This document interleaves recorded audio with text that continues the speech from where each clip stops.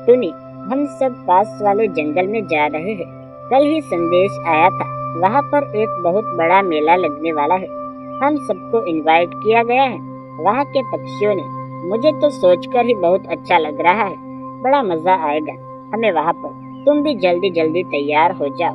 कबूतर भैया, आपको तो पता है बंटी अभी तक कितना छोटा है और उसकी तबीयत भी कल से ठीक नहीं है। मैं इतना लंबा सफर तय नहीं कर सकती। तो उसमें चिंता की क्या बात है, हम सब है ना तुम्हारे साथ। वह सब तो ठीक है, लेकिन कबूतर भैया, मैं नहीं आना चाहती कि आप सब मेरी वजह से परेशान हो। आप तो एंजॉय करने जा रहे हैं, वहाँ जाकर भी आप मेरी वजह से परेशान रहे तो क्या फायदा। आप चले जाए, कोई बात नहीं, मैं रह लूंगी। वैसे भी 2 दिन की तो बात है।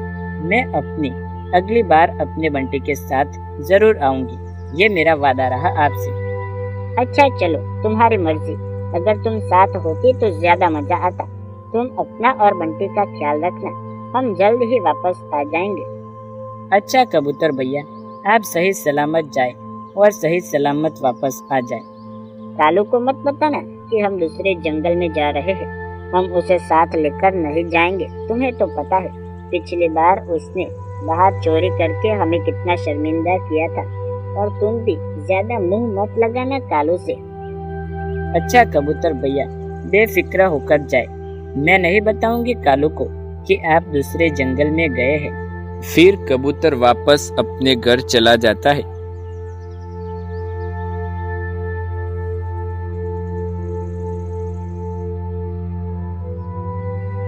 अगले दिन सभी पक्षी दूसरे जंगल चले जाते हैं। टुनी चिड़िया अपने बेटे बंटी के साथ घोंसले में रात गुजारती है। यह जंगल कितना खामोश लग रहा है। पता नहीं 2 दिन कैसे गुजरेंगे। मेरा बेटा बंटी ठीक हो जाए, फिर मैं भी अपने बेटे को लेकर जाऊंगी मेले में। मेरा घोंसला भी कितना कमजोर हो गया है। जब सारे पक्षी वापस लौट आएंगे तो उनकी मदद लेकर घोंसले की मरम्मत करवा दूंगी। टुनी चिड़िया का बेटा बंटी बहुत ही छोटा था। वह अक्सर बीमार रहता था, इसलिए काफी समय से टुनी चिड़िया ने अपने घोंसले की मरम्मत नहीं की थी। घोंसले की हालत कुछ ज्यादा ही खराब हो गई थी। ऐसे ही रात हो जाती है और टुनी चिड़िया सो जाती है। अगली सुबह जब टुनी चिड़िया की आंख खुलती है तो बहुत सारे गहरे बादल आसमान में छाए हुए थे। टुनी चिड़िया बहुत परेशान हो जाती है। अगर बारिश आ गई तो मैं क्या करूंगी। बंटी भी ठीक नहीं है और घोंसले की हालत भी खराब है और मैं इसे पूरे जंगल में अकेली हूँ। टुनी चिड़िया ऐसा सोच ही रही थी कि बारिश शुरू हो जाती है। बारिश भी इतनी तेज आ रही थी कि पल भर में सभी जगह पानी पानी हो गया। तेज हवा भी चल रही थी। कुछ देर तो टुनी चिड़िया का घोंसला ठीक रहा, लेकिन थोड़ी देर बाद टुनी का घोंसला हवा के झोंके से नीचे गिर गया। अब मैं क्या करूं? मेरे मासूम बेटे को लेकर कहां जाऊं? ये कैसी परेशानी आ गई मुझ पर। टुनी चिड़िया शाम होने तक एक पेड़ के नीचे ही बैठी रहती है, लेकिन अब रात होने वाली थी और बरसात भी रुकने का नाम नहीं ले रही थी। पूरा दिन तो गुजर गया, लेकिन रात गुजारना बहुत मुश्किल होगा। बंटी कहीं ज्यादा बीमार ना हो जाए। मुझे कुछ करना चाहिए। एक आइडिया, मैं कालू के पास चली जाती हूँ, वो मेरी मदद जरूर करेगा। टुनी चिड़िया ये सोचकर अपने बेटे बंटी को लेकर कालू के घर की तरफ चली जाती है।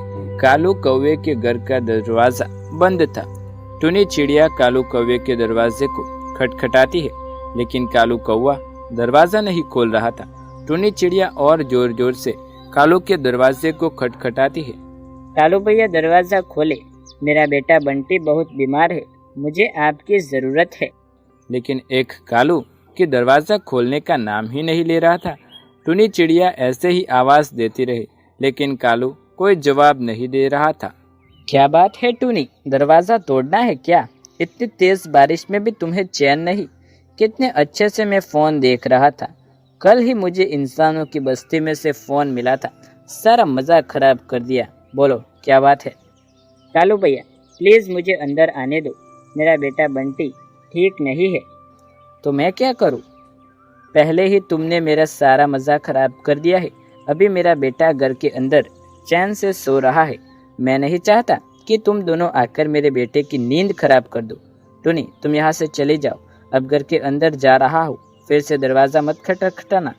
पता नहीं कहाँ कहाँ से मुंह लेकर आ जाते हैं। ऐसा कहकर दरवाजा बंद कर लेता है कालू। टूनी अब इस समय बहुत बेबस थी। फिर अचानक से टूनी को एक विचार आया। क्यों ना मैं कबूतर भैया के घर में चली जाऊं? ये ख्याल मेरे दिमाग में पहले क्यों नहीं आया? टूनी चिड़िया बिना समय बर्बाद किए बंटी को लेकर कबूतर के घर चली जाती है।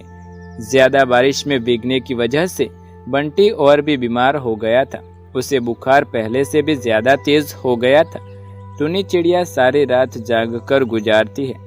अगले दिन भी बरसात ऐसे ही हो रही थी। कबूतर के घर पर थोड़ा सा दाना पानी पड़ा हुआ था। बंटी को बुखार थोड़ा कम हुआ। टूनी चिड़िया थोड़ा सा दाना पानी बंटी को खिलाती है और खुद भी खाती है। बाकी बचा कुचा अपने बेटे के लिए रखती है। ये भी दिन यूं ही गुजर जाता है। दूसरी तरफ सभी पक्षी बहुत मजे से घूम रहे थे। वह जंगल भी बहुत सुंदर था। उनका तो वहां आने से मन ही नहीं कर रहा था। आज हमें घर लौट जाना चाहिए। टुनी चिड़िया घर पर अकेली है और उसका बेटा बंटी भी बहुत बीमार है। कबूतर भैया, आज का दिन यहाँ रह लेते हैं। पता नहीं अब कब आने को मिलेगा यहाँ पर। आज का दिन तो है, चलो एंजॉय करते हैं। और फिर कबूतर भी मान जाता है। अगले दिन जब सभी पक्षी मेले से लौट रहे थे तो वह सीधे टुनी चिड़िया के घर की तरफ जाते हैं। चिड़िया का घर तो टूट पड़ा है।